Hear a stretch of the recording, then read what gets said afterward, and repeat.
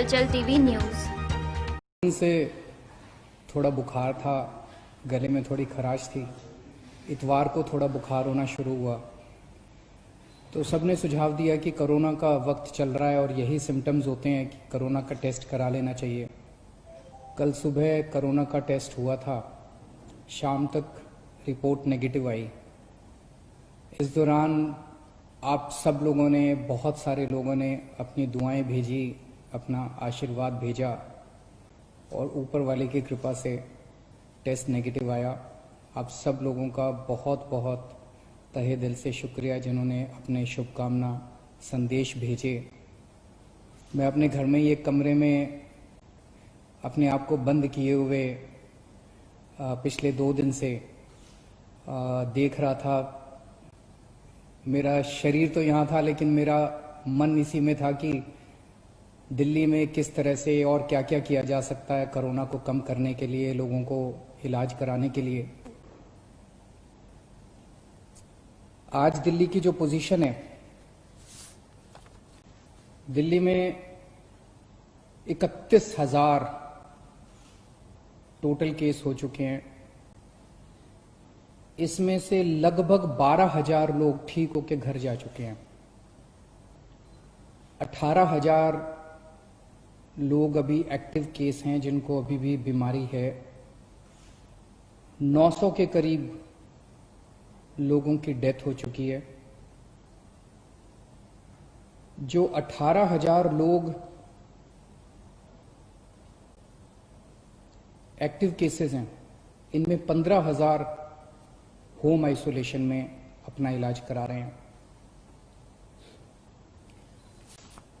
कल एसडीएमए की मीटिंग थी, स्टेट डिजास्टर मैनेजमेंट अथॉरिटी। उसमें मुझे भी जाना था, मैं नहीं जा पाया। मनीष सिसोदिया जी और अन्य मंत्रीगण गए थे। एलजी साहब ने इसकी अध्यक्षता की थी।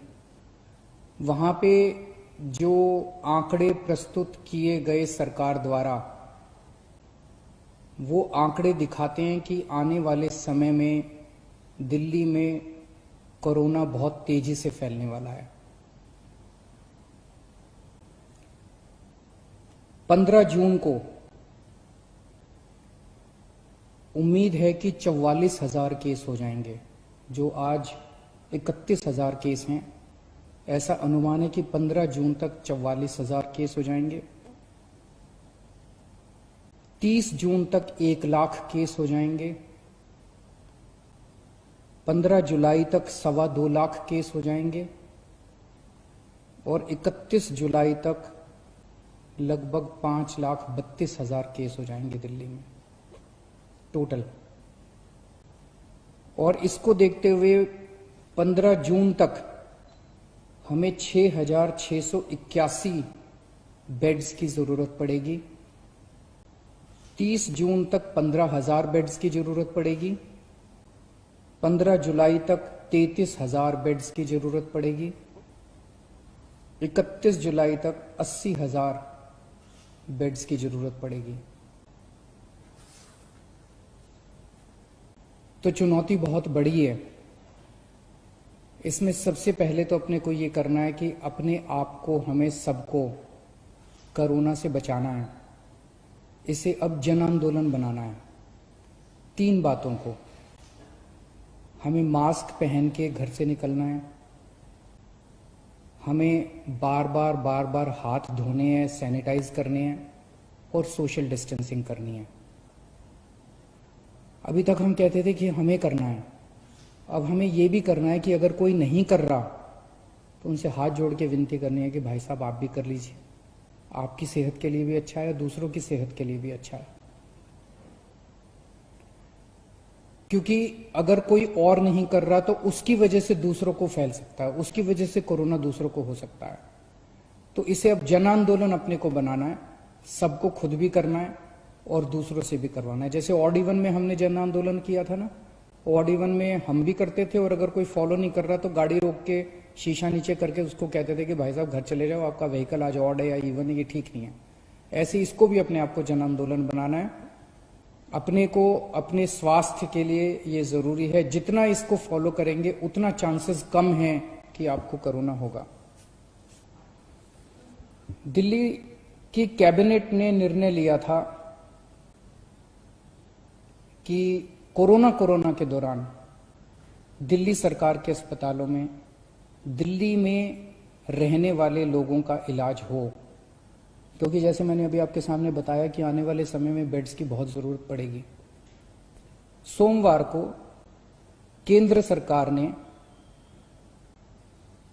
दिल्ली की कैबिनेट के उस निर्णय को पलट दिया और केंद्र सरकार ने, एलजी साहब ने आदेश जारी किया है कि दिल्ली के हर अस्पताल में सबका इलाज किया जाएगा। मैं देख रहा था टीवी पे कुछ लोग कह रहे थे कि केंद्र सरकार दिल्ली की कैबिनेट के फैसले को पलट नहीं सकती। एलजी साहब के पास दिल्ली के फैसले को, दिल्ली में चुनी हुई सरकार है, अभी कुछ महीने पहले चुनाव हुए थे जिसमें 62 सीट आई थी।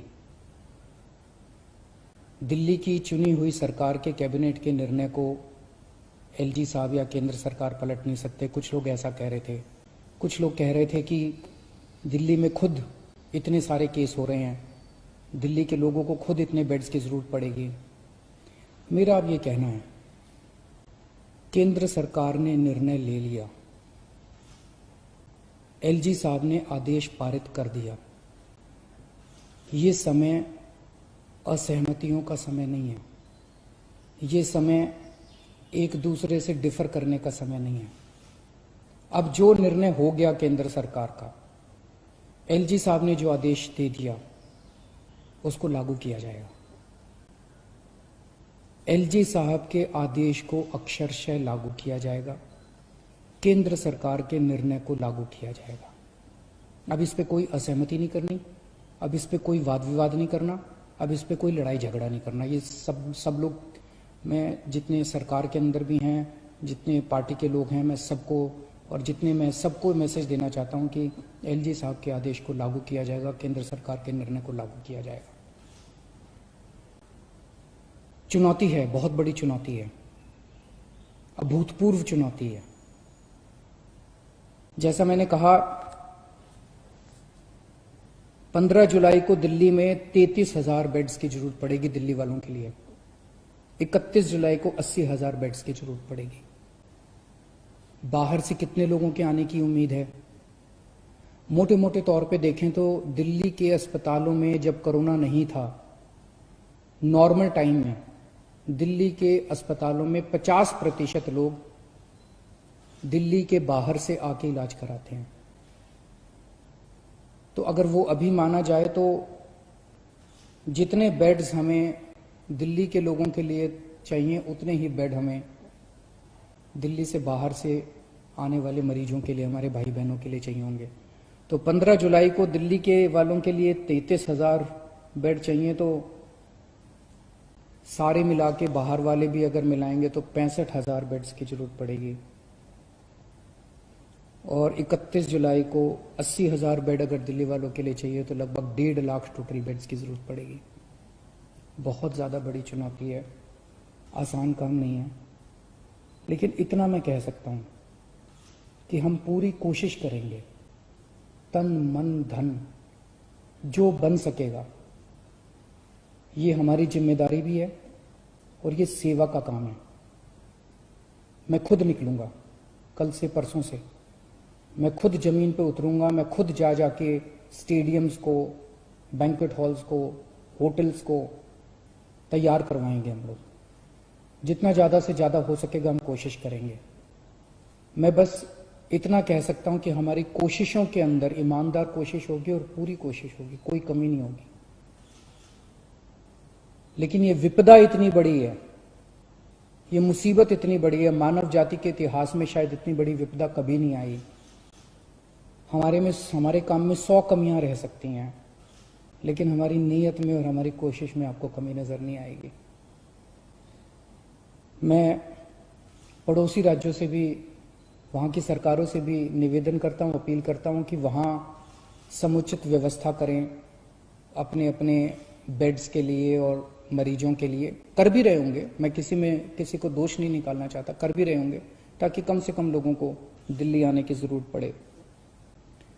इस दौरान मैं देख रहा था कि मीडिया वाले बहुत अच्छा काम कर रहे हैं। मैं मीडिया को सैल्यूट करना चाहता हूं, मैं मीडिया को साधुवाद धन्यवाद देना चाहता हूं। आपने हमारी जो जो कमियां रह जाती हैं, आप रोज हमारी कमियां बताते हैं और वो कमियां हमें सीखने का एक मौका देती हैं। आपने हमारे ऐप में इतनी सारी कमियां बताई, उन कमियों को पिछले एक हफ्ते के अंदर हमने काफी दूर किया है। अभी भी कुछ कमियां हो सकती हैं, आप प्लीज हमें जरूर बताइएगा। काफी कमियों को ऐप में दूर किया, लेकिन अभी भी जो कमियां हो हमें जरूर बताइएगा। मैं देखता हूं कि लगभग हर चैनल पे कुछ पेशेंट्स को या पेशेंट्स के रिश्तेदारों को, दोस्तों को वो किस तरह से बताते हैं कि कई अस्पतालों में गए, मैं पहले इस अस्पताल में गया, मैं इस अस्पताल में गया, मैं इस अस्पताल में गया, मुझे इलाज नहीं मिला, मुझे बेड नहीं मिला। मैं सोच रहा था कि टोटल कितने 10, 12, 15 चैनल होंगे। उन 15 चैनलों पे 15 या 20 केसेस बताए जा रहे होंगे, लेकिन ऐसे लोगों की संख्या जिनको तकलीफ हो रही है, जिनको बेड नहीं मिल रहे, उससे कहीं ज्यादा है। केवल 15-20 लोग नहीं है जो टीवी पे आए। लेकिन मैं आपकी जानकारी के लिए बता दूं, पिछले एक हफ्ते में एग्जैक्टली 8 दिन में दिल्ली के अस्पतालों में 1900 लोगों का एडमिशन हुआ, 1900 लोगों को बेड मिले हैं दिल्ली के अस्पतालों में। और आज 4200 बेड अभी खाली हैं। लेकिन ये 4200 बेड मोस्टली सरकारी अस्पतालों में खाली हैं, प्राइवेट के मोस्टली भर गए हैं। उसका भी इंतजाम कर रहे हैं, कोशिश कर रहे हैं। लेकिन पिछले 8 दिनों में 1900 लोगों को बेड मिले। लेकिन एक तरफ जहां 1900 लोगों को बेड मिले, वहीं कम से कम 150-200 लोगों को बेड के लिए धक्के भी खाने पड़े।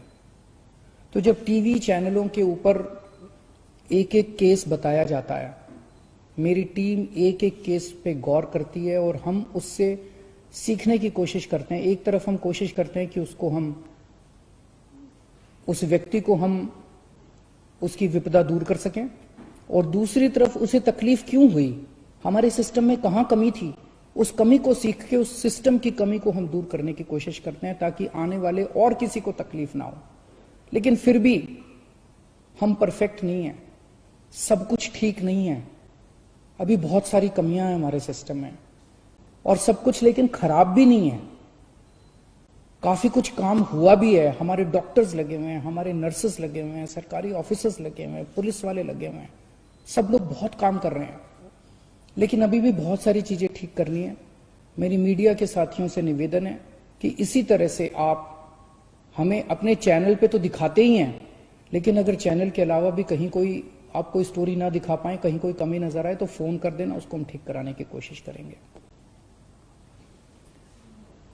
और सबसे जरूरी बात, ये समय आपस में लड़ने का नहीं है, ये समय राजनीति का नहीं है।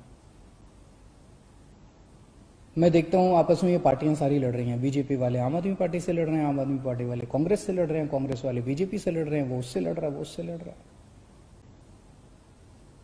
अगर हम सारे आपस में लड़ते रहे तो कोरोना जीत जाएगा। और जो एक आम आदमी बैठ के टीवी चैनल देखता है, वो सोचता है यार ये क्या पार्टियां हैं, आपस में लड़ रही हैं, मेरी किसी को परवाह नहीं है। हमें आपस में नहीं लड़ना, हमें इस टाइम एकजुट होना है, हमें एक देश बनना है। जब तक सारे मिलके नहीं लड़ेंगे, बीजेपी, कांग्रेस, आम आदमी पार्टी, ये पार्टी, वो पार्टी, डॉक्टर्स, नर्सेज, पुलिस, सारी संस्थाएं, समाजसेवी संस्थाएं, धार्मिक संस्थाएं, जब तक सारा देश मिलके एक साथ नहीं लड़ेगा, तब तक हम कोरोना को नहीं जिता पाएंगे। आप सोच भी नहीं सकते कितनी बड़ी विपदा है ये। आपस में नहीं लड़ना, सारी सरकारों को मिलके, सारी संस्थाओं को मिलके, सारी पार्टियों को मिलके हमें एकजुट होके कोरोना को हराना है। अगर हम आपस में लड़े, कोरोना जीत जाएगा, और अगर हम एकजुट हो गए, हम कोरोना को हरा लेंगे। शुक्रिया।